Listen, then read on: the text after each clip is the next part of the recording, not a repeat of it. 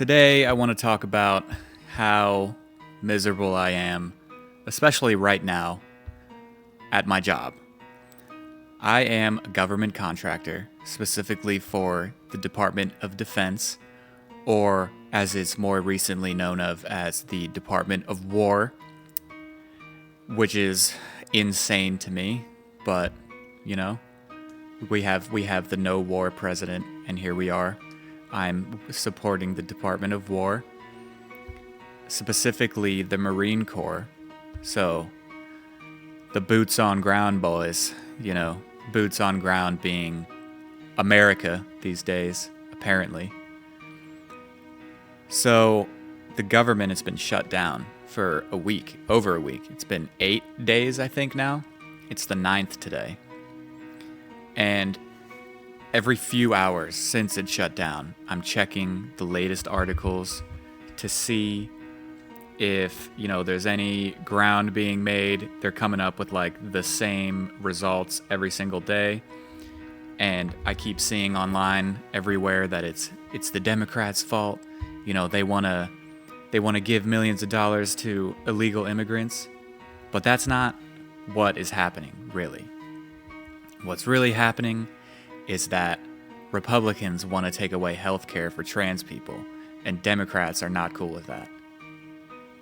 And I am not afraid to be transparent on what I believe. I think they should just stop giving a shit about trans people. Just let them do whatever they want to do. They're people, give them health care. So, I want to read a couple articles that I'm looking at right now. This one is from the Palm Beach Post. Here's what to know about the longest shutdowns in history and the betting odds update. So the betting odds that I saw earlier was really interesting. This is according to Polymarket. I'm assuming that's like a political betting platform that, I've never used it. But 76% of people believe that the government shutdown is going to end after October 15th. That's almost a week from today. That would be pushing, the second longest shutdown of all time. I know the first one was 35 days under Trump's first administration. 76% of people think it's going to go sometime after October 15th. 23% of people think it's going to end between tomorrow, the 10th of October, between tomorrow and the 14th, which is next Tuesday. And then less than 1% are confident that it will reopen this week between the 6th and the 9th of October. That blows my mind because I've been a contractor for a couple years now, and last year they were all. There's another contractor that I'm pretty good friends with now. And I was like, is the government going to shut down? I remember saying this to him last year. And he was like, no, I've been doing this for like 6 years. They do it every single year. It never shuts down besides that one time in 2018, and it was for like a day. They always come to a conclusion right at the last minute. And this time they didn't, obviously, because, there's more serious things at stake, according to Republicans, more serious things. But, it's a Democrat shutdown, obviously, right? So, anyways, I am supporting federal employees. Obviously, I'm a contractor. I work for a command in the military. None of them are here. They haven't been here since last week. The day after the shutdown, the morning of, they were online for like an hour, and I was like, oh, maybe they're gonna still work like from home or something? Like, no, they have been away from office for over a week. They have like an automatic reply that says, due to a lapse in federal funding, employees have been furloughed. I will not be able to monitor or respond to email messages until the furlough has ended. Every single one of them has that automatic reply. And then right before they left for the day, for good, apparently, in my opinion, forever, We'll see what happens. They reached out to me and the other guy that I work closely with, and they were saying stuff that we could focus on while they're gone, because I consider myself to have like somewhat of a creative job, because it's making things, making reports for them, and it's a lot of like ad hoc reporting, which means every day, any random day, one of them could hit me up and be like, hey, I need this report, stat, make it happen. And it's always like some kind of weird, unique thing that's different from the last time. And I love that. I love living in that type of lifestyle where it's not like a typical structured day every day. That really keeps the job feeling creative, as opposed to, because it's in the like data analytical field, where a lot of these jobs feel like a tech job. You're kind of like tech support. You're doing the same thing every day, making sure stuff is, updating like it's supposed to. But I'm like special forces of the tech support. I'm being asked to create stuff, like a different thing. It's like a new challenge every day, and I love that.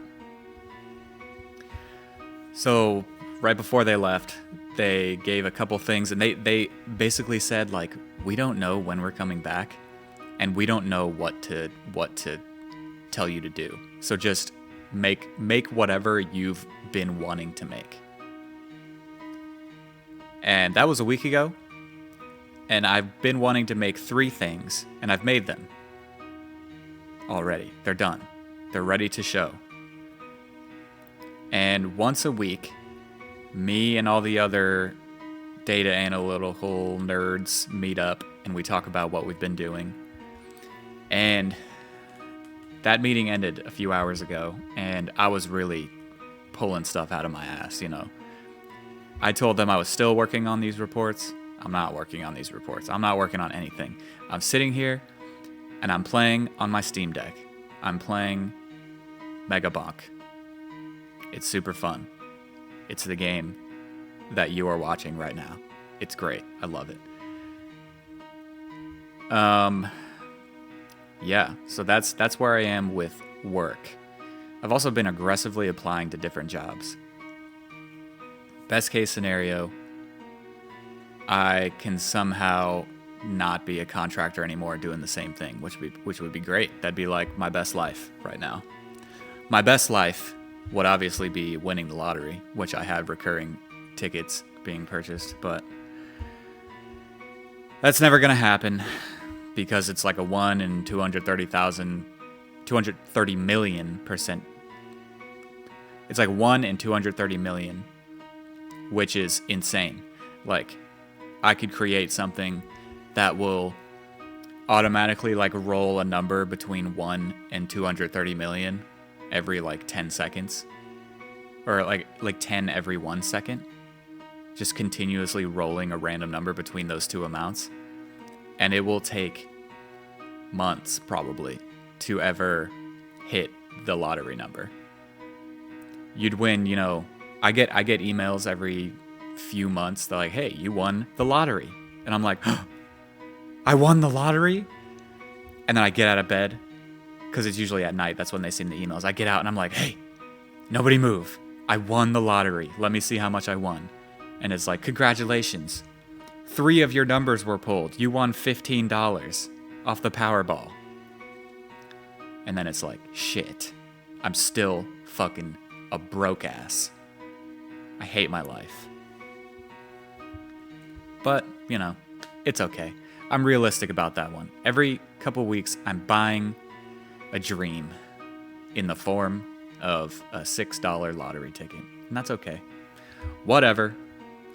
Anyways, the government is shut down. It's all the Democrats' fault, according to Republicans. Speaking of that, have you been to the government shutdown clock on whitehouse.gov?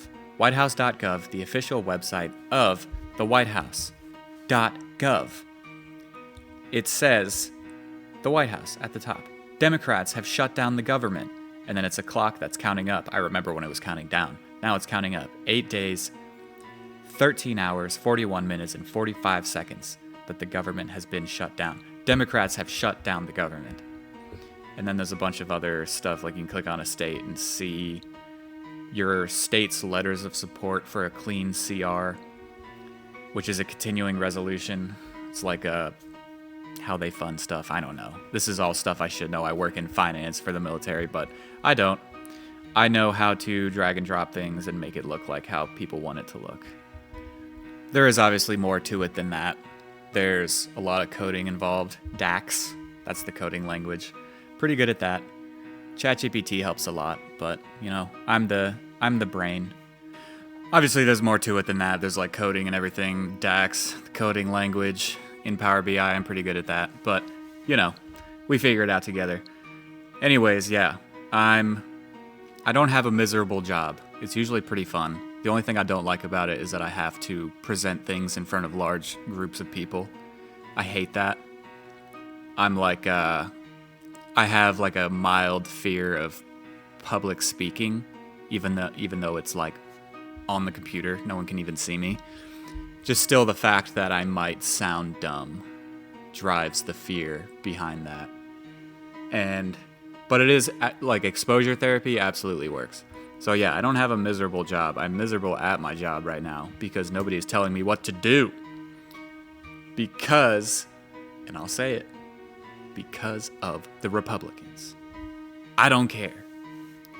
41% of the state that I live in still supports Donald Trump. Like, he has a 41% approval rating in the state that I live in, which is insane after all of this stuff that's happened.